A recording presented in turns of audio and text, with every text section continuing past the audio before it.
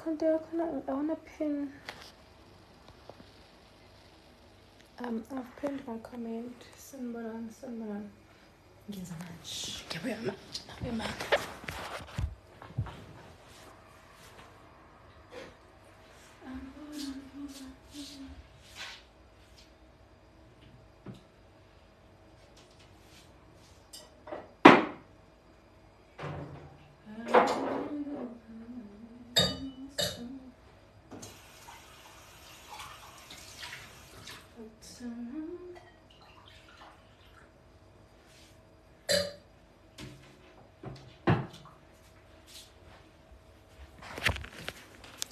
Come a little bit closer. Let me hold you, baby. I will be good to you, and we can try to. Hi, Sanbaran Ninja. I was literally contemplating for the longest time. Not should I come in here? Should I not? But I was just like, Angies. Please, I think I pinned. Did I pin my comment? I pinned my comment. Yeah, my comment. Is here my comment?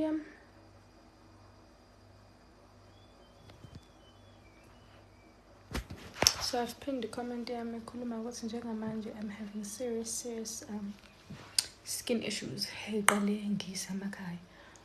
Uyabo nje ngibovu kakhulu. So nala bekukanjalo. So ngibabovu kakhulu. Sibe dry isikhumba silume. Mawusinuwayo sithi sivele hlubuke.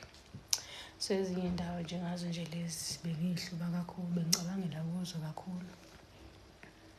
Njengoba zinjena ke. Uyabo, I can also show you guys without i-filter. I just love the eyes. Angifuna ungasho but nje ngiyafana. Akumahluko kangako, but since I came nesikhumba esikanje, it means I wanted to be vulnerable. Ngibona nje ngicubezela futhi kanje ngifaka uvaseline because as I'm saying ukuthi siba dry, sikreke, sihlubeke, sibe buhlungu, sidabuke. Hi Thobisani, njani? Sanibona. Okay.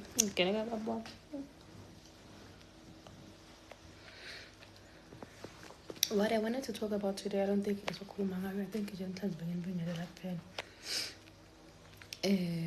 bengifuna ukukhuluma nge-procrastination. Nalento nje nokufika kuthina ivele isenze sikhathale, sicobeke, singafuni ukwenza lutho. Uyabo?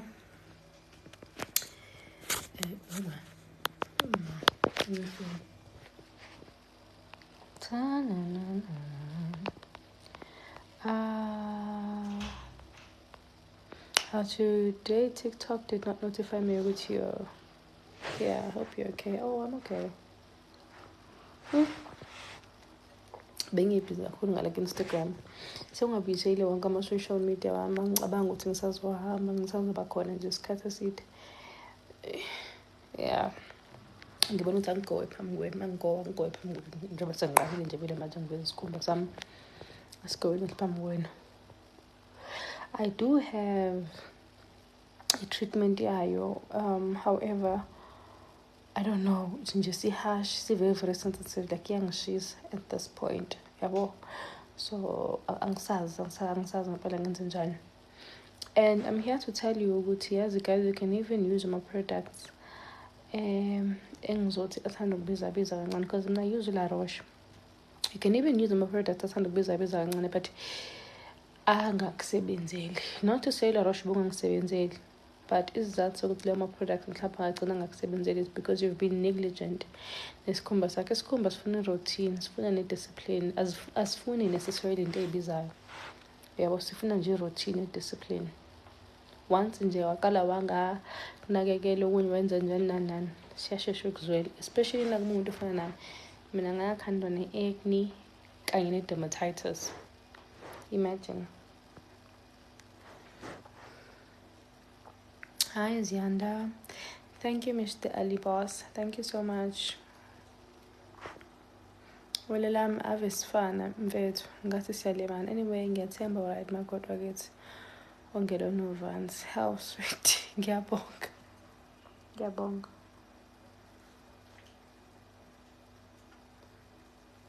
Yazi-ke khona namthisha olapho into bengike ngayithola ekhazini yami. But ngizoke ngi-check-ke futhi leyo show leya kaJustin. Oh, lezi iy'nkophe lezi ngiyifakile mina guys. Ngiyifakile nje 30 minutes. Bebe khona ku-Instagram bayazi ngiyifake mina le y'nkophe lezi. Ama-cluster lawo. Yeah. Yabo. Ngithe isikhumba sami sekuthe kanje angihamba ngiyoluka ngahamba ngayoluka. Ngathwiza amashiya ngashaya inkophe ngathi angizizwe kodwa ukuthi ngisewumuntu ngiyaphila. Hi Dr. D, hi. Nkosi wami ngiyabonga nale yasephepha ya-99 rand ngiqinisile kanti beyivuma leya tissue oil engayazi ukuthi igama layo but ngizoyibheka futhi nayo cause into ebingisize mina i-Eucerin. So namhlanje bengisemora ngabo ukuthi because ngifuna i-Eucerin eyodwa ngeke ungisize ukuthenga le yase-Clicks. Usually ngithenga i-Clicks but mangithenga amathathu besiqambela amanga bathi you get one for free. Bebe namanga. So it's like, you know what, ngizoyi-order ka-Take a Lot. Take a Lot is very affordable. I think 100 and something instead of like close to 400 rand esuthenga ngayo laphana e-Clicks. Sifundo ngiyaphila. Ngiyabonga. Ngiyabonga. I truly am loving how vulnerable I can be. Yazi bengicabanga la ngithi ngikhumbula like yes, sometimes ngikubone ngithole ngibona ngathi ngiphelelwa i-content engazi ukuthi njani. It's because I always feel ngathi I need to behave a certain manner la ku-social media because ngisaba ukuthi osibani bangangifuni bazongi-screenshot nani. So I love the fact ukuthi my IG handle is I think Nosipho Dladla. I love the fact ukuthi I'm really getting comfortable. Yeah, well, I really am getting comfortable, and I feel like the more I get comfortable, the more I'll be able to say and do many things, and probably the more I'll be able to be interesting. Because I remember my account amakudala bengekho abantu engicabanga ukuthi bangibheke ngeso leli njani. I didn't think I had enemies. Yeah, but I feel like that is one of my biggest problems. But I'm just slowly getting comfortable, and I love that. Asisakwazi Nosipho suhlala lapha ngingapha e-Oakdene. Ngise-Oakdene. Uyabo? Inkosi yamaskandi iyacula ngale. Ngigcine icula ama-toilet ngingazi noma siphumile nama-toilet.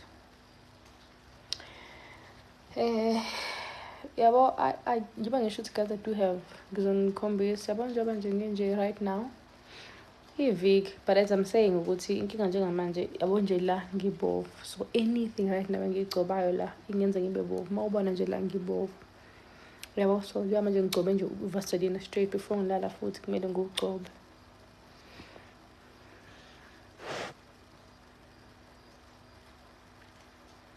Hayi Ntanhla njani? So ngizothi nje kancane because bengingaplananga bengifisa ukukhuluma ngayo but I don't know when isikhathi ukuthi sekulate kakhulu mina umuntu olala. But so today what I learned from procrastination, obviously ngiyazi ngiyayihlazi ngifakana neBhayibheli, right? Was ukuthi procrastination esikhathini esiningi sibamba because awuthi angeke into ngeke uyenze but uthi uzoyenza kusasa. Noma uthi into uzoyenza when the conditions are favorable, right? Ngizohlezi ngenza example nge-gym ngathi ngiyethanda i-gym but angiyithandi i-gym. An example would be uyazi ukuthi kumele uvuke mhlawumbe ngo-7 uyogym noma uvuke ngo-6 uyogym but because kuyabanda uthi angeke ujime namhlanje uzojima kusasa. Kusasa futhi kubande uphinde procrastinate. Ingozi nge-procrastination kakhulu is because it doesn't register emzimbeni wakho nasemqondweni wakho ukuthi you are being disobedient, but it registers as putting off something for tomorrow. Excuse me. So you always feel like you have tomorrow to do it. And then, tomorrow you feel like you have the following day, which is the next tomorrow. Yabo, papama niyazi. Siningi izinto ebesifisa ukuzenza kulo nyaka lo, but that we've procrastinated to an extent where we start forgetting about it. And the first time you procrastinate, you might feel a bit guilty. But after a week of procrastinating, kunomkhuba ukuthi sometimes lento le ayisakudla indlela ekumele kudla ngakhona. Being the second week or being the second month, usukhohlwa ngayo leyo nto yakhona. Ivele late ngoba manje sekubonakala ama-consequences of not doing lento bekumele ngabe uyenzile. Yabo? I.e. khona into osushoda ngayo-ke na you are in lack of something. Khona umfundisi bekhuluma nje ngento kanjalo. Yabo? Wathi iyona ingozi yoprocrastinator leyo. And kuyiqiniso elingeliphikiswa umuntu ukuthi in this life you get what you give. Yabo? The timing might not be le wena yakho ifunayo, but in this life you get what you give. Yabo? 1 hour or the another, 1 year and another. And so whatever that you have accumulated, e.g. konke okutshalile, you're going to yokuvuna, right? So procrastination means sitshala ubuvila, okusho ukuthi siyovuna noma siyozuza everything that is of lack. Uyabo? Kukhona I think enye into ayikhulumile ebengifikelile njengamanje Nkosi yami sengiyikhohliwe futhi. Wathi enye inkinga nge-procrastination is ukuthi most of the time kusuke kuwuNkulunkulu mhlawumbe ozokutshela ukuthi yenza into ukuthi, because when you procrastinate you miss opportunities. Yabo? So what's going to happen is if uNkulunkulu puts in your heart ukuthi yenza ukuthi ngalesi sikhathi lesi, right? A good example, mhlawumbe uNkulunkulu uzothi kuwena ngixolele lo muntu, right? And you're just like, no, ngimxolela kanjani umuntu uma ngabe yena mhlawumbe engakaxolisi, noma no, ngimxolela kanjani umuntu engibona kahle ukuthi akafili sorry ngale nto angenze yona, whatever reason that you give. Uma ngabe ngizothi umoya ongcwele ukukutshela ukuthi yenza ukuthi ngaleso sikhathi leso. The biggest problem is that into esukuyenzeka-ke lapho is ukuthi one way or another you're going to be forced to do it, but now you're going to be forced to do it out of the anointing. So when God tells you to do something ngaleso sikhathi and you don't want to do it, your life is going to revolve around having to have you do it. But now, because awuyenzanga in the appointed time that God ordered you to do it, you're going to have to do it outside of the anointing. And once you start doing it outside of the anointing, they are extremely difficult. They are so difficult. Yabo? And angazi, I can see it in my life. Yabo? Where maybe I had so many opportunities. So kwazi ukuthi ngenze certain things and I chose mhlawumbe ukudlala ngama opportunities ngoba ngitshela ukuthi ngisemncane isikhathi sisavuma kwasha kwacima. Yabo? Ebekhona ama-opportunities. It's a different case uma ngabe the opportunity was not there and you literally had to force. But sometimes the opportunity is just there and I'm just exhausted. It would even be a meeting. Nomuntu engazi kahle ukuthi angangithatha ngisekude, but ukuthi nje I just simply do not want to get out of bed. I have no other reason. Noma nje ngivuke ngangazizwe ngathi ngihappy. So nje angihaleli ukubona abantu. I've got such stupid excuses sometimes. So then at the end of the day, I lose that opportunity. Because procrastination means we lose opportunities. Kukhona nento ebethe, if you ever wait for if you ever wait for weather ukuthi ibe perfect and the circumstances ukuthi zibe perfect for you to do something, you will never do it. And ngikhulume lokho nge-procrastination because I've just been seeing my life. I've just been seeing how I've been, I don't know, exhausted all the time. And it's so easy for us to always be blaming abantu. Mangabe kungasahlangani ubona hey ubani bayangithakatha, hey ubani ungivimbile, mina amadlozi angabangibhekile kwasha kwacima. And sometimes it's just procrastination is just this laziness. It's just these small things that we are doing as a spambezelayo that we do not think have a bigger impact.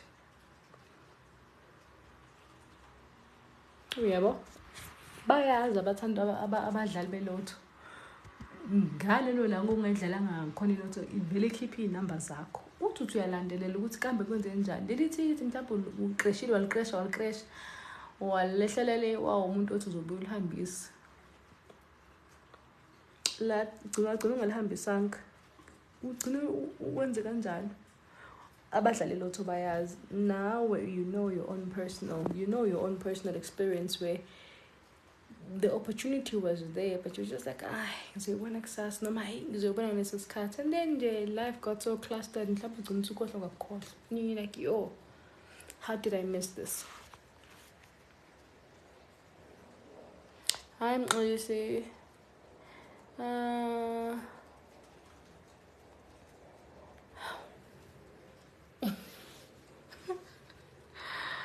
Awuthanda ukhuluma ukuthi uthanda mina kodwa ufuna ukuba umnakwethu. Ibizwa ngani le abantu besilisa beshare intombazana eyi-1 futhi wena kumele ube umuntu wesilisa. Uyabo? Sizoqala nje kumele ungibheje. Alo ngibhejeke.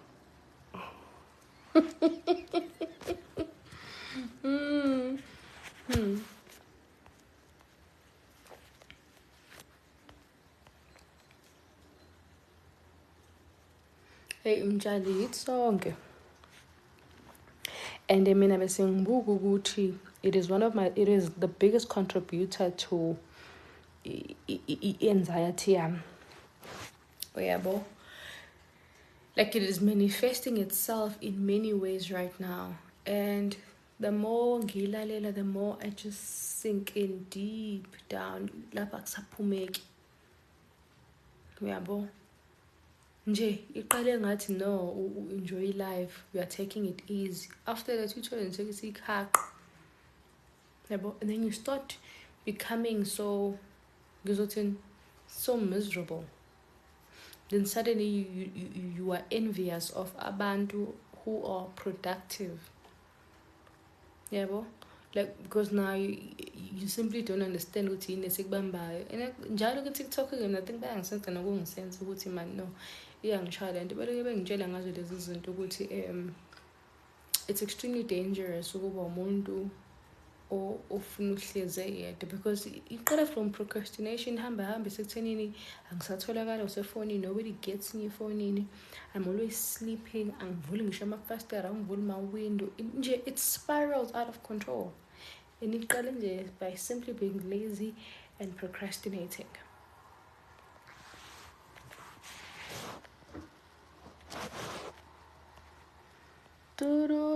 Cha angiyena cha. Unosipho lwawadladla, unosipho kwamjereza.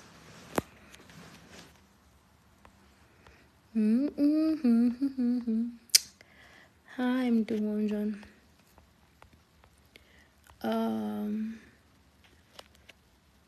Ekunini nami ngithi ngifuna ukujima, ngaphinde ngathi ngifuna ukufunda ilutho. Yabona mjani? It's very dangerous.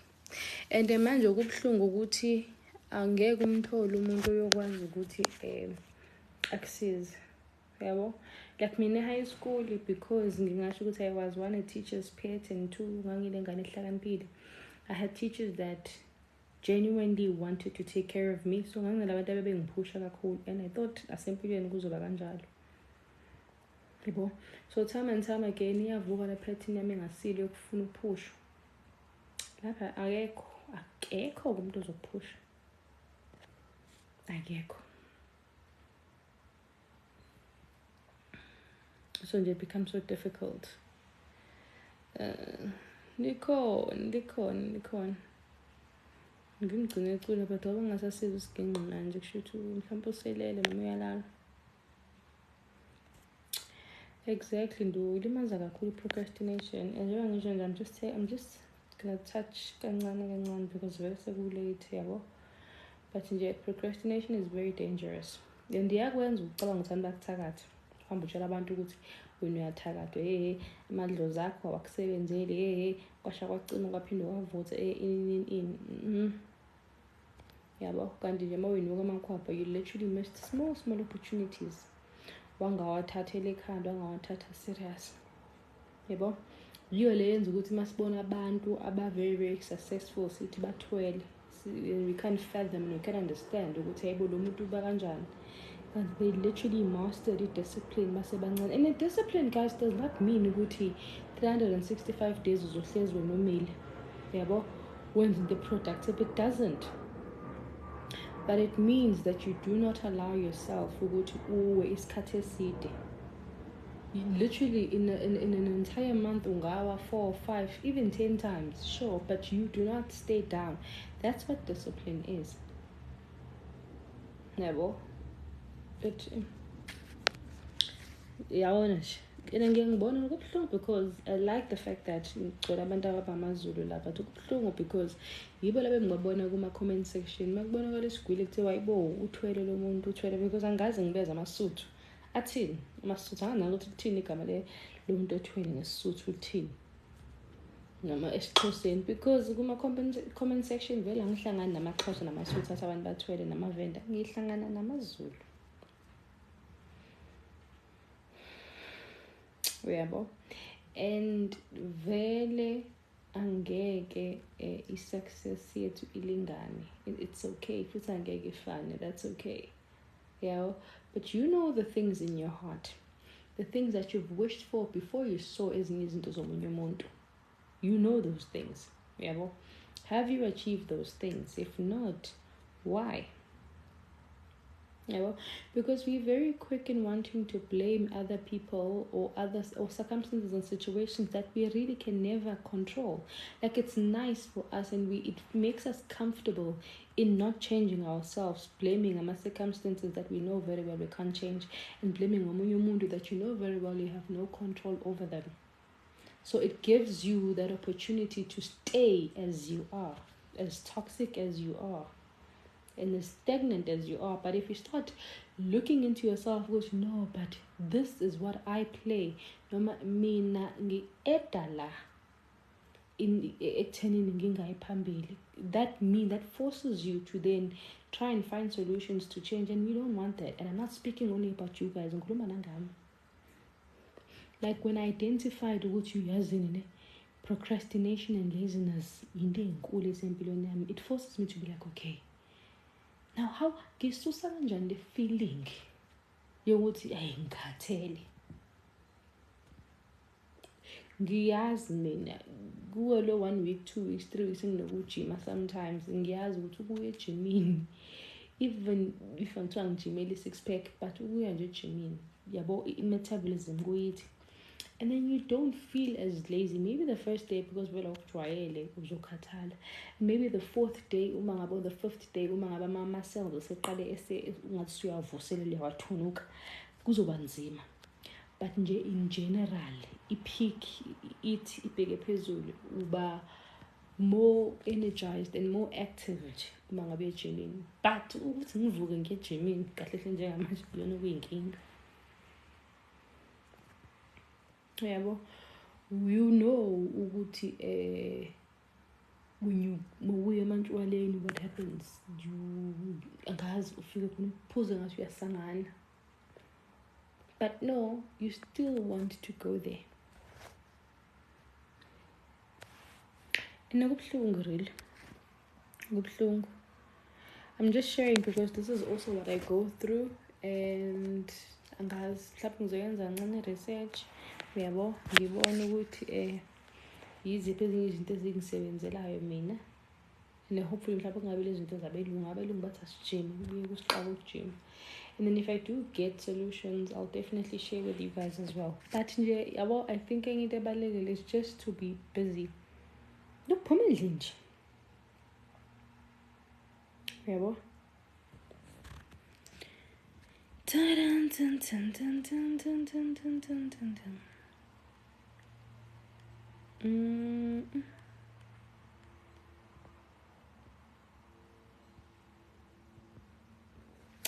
Melokuhle, that is so true.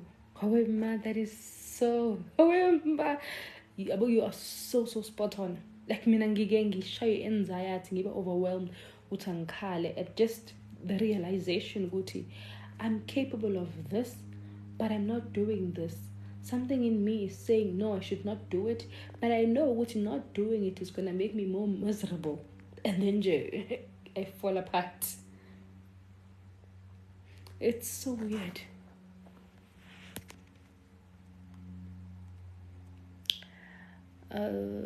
Give them a shout out. Small Z. Hello. Sawubona sisi, yangisiza advice yakho engayithatha kuwena ku-live of ever appreciate Nkosi yempama. Ngiyabonga, ngiyajabula kakhulu mangabe kwenzeka kanjalo. Ngizokhonza kukhumalo. What a lucrative life. Hayi bo. Nkosi yami, ngathi sidulele isingisi esikanje sombhora sithando sami.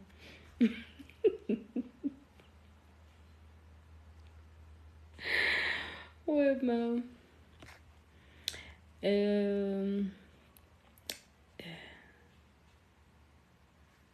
Thole akutaxi yaka Forever Living ngizozwa ngayo ethi ngishaya screenshot fast sithembe ukuthi ayiyona imiliyoni no Forever Living nento ezama-1,000 now and time again sithembe ukuthi ngempela ayiyona imiliyoni.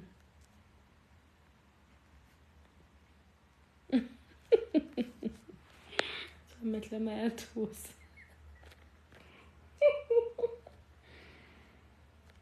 Lapho wona ngichazayo-ke cabanga. Ngiyambongela wesifundo, ngiyaphila, ngithembe nawe ukuthi uyaphila.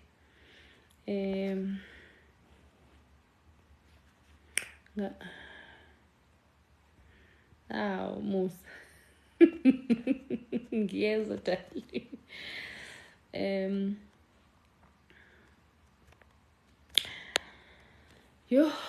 But yabo nje bengisho bengafuni ukungena kuyona kakhulu. Yazi lento into eningi, and I think angiyenzanga research yami enkulu. It's just me venting here and seeing ukuthi yazi procrastination iyingozi kanjani. I'm just hoping ukuthi mase ngiyithole kahle research ngizokwazi ukuthi ngibuye mase ngibuyile bese ke siyayichaza sinabe kahle abaziyo that go through the same thing sikwazi ukuthi sisolve. Manje it's very late.